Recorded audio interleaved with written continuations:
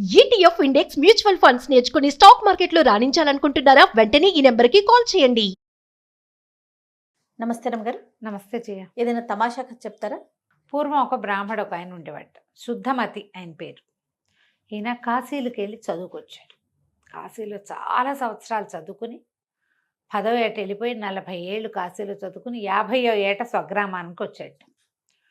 సరే, అంత పరమ విద్వాంసుడు, చాలా గొప్పగా చదువుకున్నాడు. ఆయన దగ్గర బోళ్ళంతమంది శిష్యులు చేరారు. చుట్టుపక్కల వాళ్ళు ఎవరో ఆయనకు ఒక పిల్లనిచ్చి పెళ్లి చేశారు.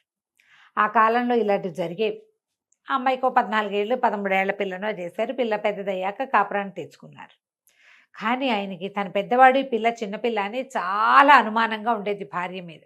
కొంతకాలం గడిచినా కూడా భార్య అంటే అనుమానం. ఆ అమ్మాయి ఏమో అందరితోటి చక్కగా నవ్వుతూ మాట్లాడేది. వాళ్ళ మంది శిష్యులు ఉండేవాళ్ళు వాకిట్లో చదువుకోవటానికి.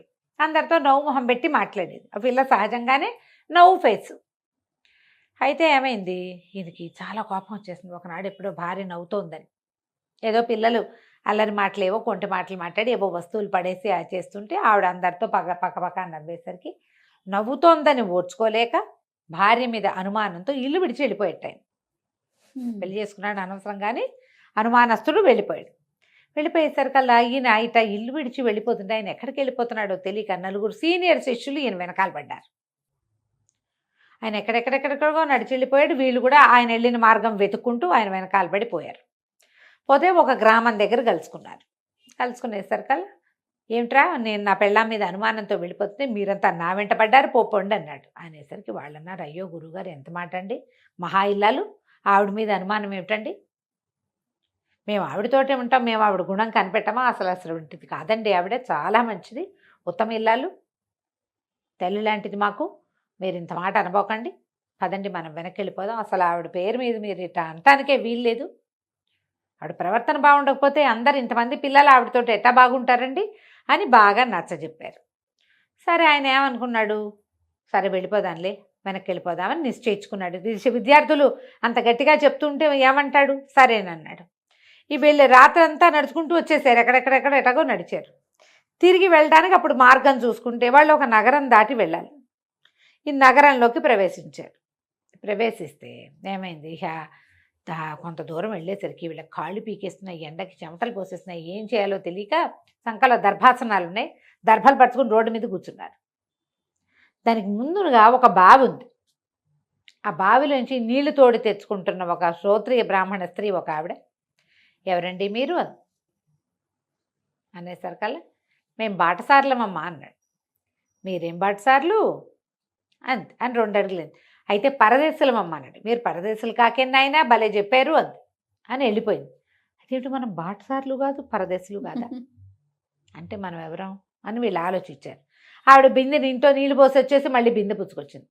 అయితే అమ్మ, మేము మార్గస్థులం అన్నారు. అనేసరికి, మీరు మార్గస్థులు ఎటా అవుతారు, మీరు మార్గస్థులు కాదు అని మంచినీళ్ళకి వెళ్ళిపోయింది. అర్థం కాల.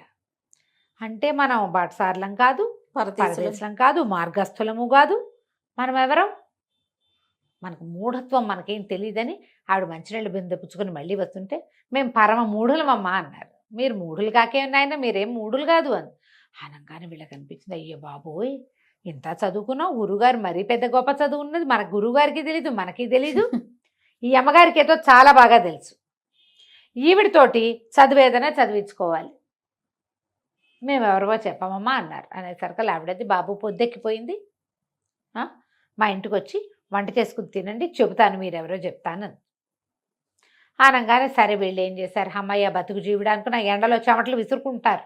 ఎండగా ఉంది, పొద్దునపూట 10 గంటల వేళ ఎండ ఉండదు, మొహాలు మాడిపోతున్నాయి.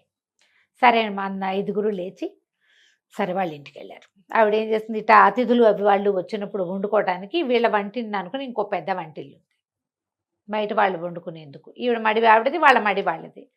పెరట్లో బావి చూపించింది. ఆయన అదిగో వంటిల్లు సామాన్లు అవి ఉన్నాయి, వంట చేసుకోండి అంతే.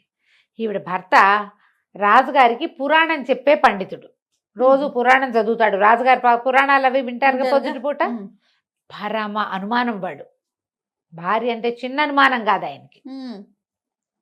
వీళ్ళకి ఏం చెప్పింది, అయ్యా మా ఆయన అంత మంచివాడు కాదండి, మీరు చకచక బాగా పొద్దెక్కేసరికల్లా వంట అది కానిచ్చుకుని భోజనాలు చేసి వాకిట్లో కూర్చోండి అంటే సరేనన్నారు. కానీ వీళ్ళు అవి ఇవి గీతాపారాయణం చేశారు, సంధ్యావందనాలు చేసుకున్నారు, ఏమిటో మాట్లాడుకున్నారు, ఏదో పని చేశారు, వండారు. ఎప్పటికీ వీళ్ళ వంటవల.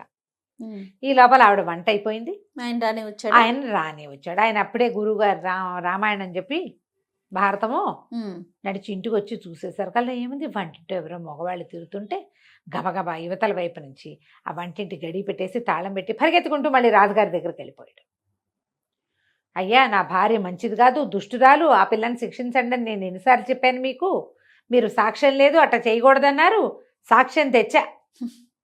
వంటింటో 5 బ్రాహ్మణులు దాచింది మా ఆవిడే. ఈయన అంకే చెప్పాడు. మరి చూడండి కావాలంటే. రాజుగారు కంగారు పడ్డారు. ఇదే మాట, పదండి చూద్దామన్నారు. రాజుగారు, పండితుడు, ఇద్దరు పురాణ ప్రవచనకర్త, ఇద్దరు కలిసి వచ్చారు.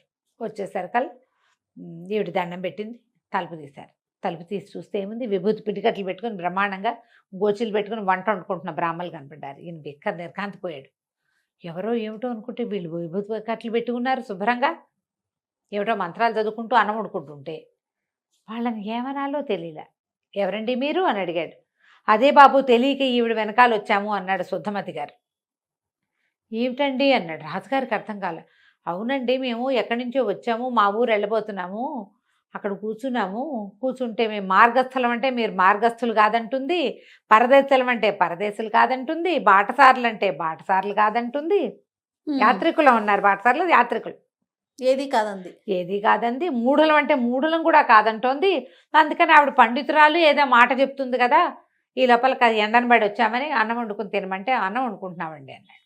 అనగానే రాజుకి ఈ పండితుడు చెప్పిన మాట ఇక్కడ వర్కౌట్ కావట్లా, ఇదేదో ఇంకో వేరే వ్యవహారం ఉంది.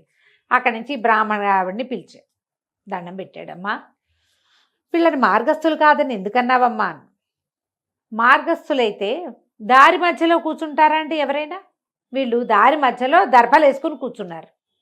మార్గంలో నడిచిపోయే వాళ్ళు నడిచిపోతారు, దారిలో కూర్చున్న వాళ్ళని మార్గస్థులని ఎలా అంటాం? పాయింట్. నువ్వు పరదేశులు కాదని అన్నావేంటమ్మా, వీళ్ళది ఊరు కాదు కదా అని. పరదేశి అయితే పరదేశికి మన భాష ఎట్లా వస్తుందండి, వాళ్ళు మన భాషే మాట్లాడుతున్నారు కాదు, మన భాషే మాట్లాడుతున్నప్పుడు వాళ్ళని పరాయి దేశం వాళ్ళని ఎట్లా అనుకుంటాం? వాళ్ళు పరదేశులు కాదు, మన దేశం వాళ్ళే, ఇక్కడే ఏదో ప్రాంతం, దగ్గర ప్రాంతం వాళ్ళే. పాయింట్ ఇది కూడా. మరి యాత్రికులు అన్నారు వాళ్ళు, అంతే కదా, అక్కడెక్కడి నుంచో వస్తున్నామని చెప్పారు. అంటే అట్లా ఎట్లా అవుతారండి వాళ్ళు? అనుకోండి పోనీ అట్లాగే, ఎక్కడ బస చేయాలో అక్కడ బస చేస్తారు, దారి మధ్యలో కూర్చుంటారా? యాత్రలు చేసే వాళ్ళకి ఎలాంటి ఐడియాలు ఉంటాయి? అంతే, ఎక్కడ సత్రాలు ఉన్నాయి ఏంటనేది తెలుస్తుంది, చూసుకొని వెళ్తారు. ఇది కూడా పాయింట్. ఈ పాయింట్లన్నీ వర్కౌట్ అయ్యాక రాజుగారు రండి, మీరు మూఢులు కాదని అన్నావుట కదమ్మా, మూఢులు కాదంటావా అమ్మా వీళ్ళని? ఆవిడ మాట్లాడకుండా చెప్పలే సమాధానం. రాజుగారు ఈవిడేదో కంగారు పడుతోందని, అమ్మ నువ్వేం భయం లేదు, నువ్వేం చెప్పినా సరే. ఈవిడంది, వాళ్ళు మూఢులు ఎందుకు అవుతారండి? మిట్ట మధ్యాహ్నం అపరాహ్న వేళ 5 బ్రాహ్మణుడు వంటింట్లో ఉంటే ఆ 5 తన పెళ్ళామే దాచిందని చెప్పే పండితుడు, అంత మాట పండితుడు చెబితే దాని వెనకాల నమ్మి వచ్చే రాజు కంటే మూఢులు ఎవరైనా ఉంటారా లోకంలో? మిట్ట మధ్యాహ్నం వేళ ఎవరైనా వ్యవహారాలు చేస్తారా? అది కూడా 5 బ్రాహ్మణులతో. వాడో మూఢుడు, వాడిని నమ్మిన రాజు ఇంకో మూఢుడు. రాజుగారు నాలి కొరుక్కున్నాడు, పండితుడు కూడా సిగ్గేసింది. మరి ఏం జరుగుతోందని మనం అనాలి ఈ మాట? ఒట్టిగా ఇంట్లో మనుషులు ఉంటేనే అనుమానమా? రాజుగారు మాట తగ్గించుకుని ఏం మాట్లాడాలో తెలియపోతే అప్పుడు శుద్ధమతి చెప్పాడు, అయ్యా మగవాడి బుద్ధి అండి ఇది, నేను కూడా ఈ పొరపాటుతోటే, నా భార్య విద్యార్థులందరితోటి స్నేహంగా ఆపేక్షగా ఉంది, అది ఓర్చుకోలేకే వచ్చేసాను, నా వెంటబడి నా శిష్యులు వచ్చారు, ఇక్కడ ఇది కనపడుతోంది, భార్య కళ్ళగా నవ్వుతూ ఉంటే తన కోసం నవ్వాలి తప్పిస్తే ఇతరుల కోసం నవ్వకూడదంటే వాళ్ళు బతికుండకూడదని అనుకుంటాం మేము, అదే తప్పు, నేను కూడా ఆ తప్పే చేశానండి అంటే రాజు కాస్త తీర్పు చెప్పి ఇట్లాంటి పనులు చేయకూడదని, భార్యల్ని సజావుగా చూసుకోవాలని చెప్పి ఆ వచ్చిన పై ఊరు నుంచి వచ్చిన శుద్ధమతికి ఏమో ఏదో కాస్త 100 వరహాలు బహుమతి ఇచ్చి, పాఠశాల బాగా జరుపుకోండి గురుగారు, మీ భార్యని అనుమానించకండి అని చెప్పి పంపించాడు. ఈ పురాణ పండితుడు కూడా ఇంత ఉత్తమరాలు, సమర్థురాలు, తెలివిగలది నాయన, ఈవిడతో జాగ్రత్తగా ఉండు, చివరికి రాజును మూఢుని చేసే ప్రయత్నం చేసావు నువ్వని ఆయన కూడా నచ్చ చెప్పి రాజుగారు వెళ్ళిపోయాడు. కథ కంచికి మనం ఇంటికి. మంచి నీతి ఉన్న కథ అండి. అనుమానం. అనుమానం. ఆ అనుమానంతో తన ఇంట్లో ఉండడు, తను లేనప్పుడు భార్య సంతోషంగా ఉండకూడదు, తను లేకపోతే అది మంచి చీర కట్టుకోకూడదు, పువ్వులు పెట్టుకోకూడదు, ఎవరితో నవ్వుతూ మాట్లాడకూడదు, ఇలాంటి భావాలు ఉంటాయి. ఇప్పటికీ ఉన్నారు కదా జయ, ఉన్నారు రమ్మగారు. అనుమానం పడేవాళ్ళు ఎంతమంది. ఆడాళ్ళకే అనుమానం ఉంటుంది అనుకుంటాం, అవును. ఆడవాళ్ళ అనుమానం వాళ్ళ ఏడుపుతో పోతూ ఉంటుంది, ఏడుస్తూ ఉంటారు అనుమానంతో. అవును. మగవాడి అనుమానం ఆడదాన్ని చంపే వరకు వస్తుంది. అవును. అనుమానంతో పెళ్ళాలను చంపేస్తారు జయ, అలాంటి కేసులు కూడా చూస్తున్నాం, చాలా చూస్తుంటాం. అనుమానం పిశాచం లాంటిది, Yes. దాన్ని పట్టించుకోకూడదు, దాని మీదకి ఎక్కించుకున్నాం అంటే దిగదు చచ్చి. అంతే. రైట్ రమ్మగారు, నమస్తే. నమస్తే జయ.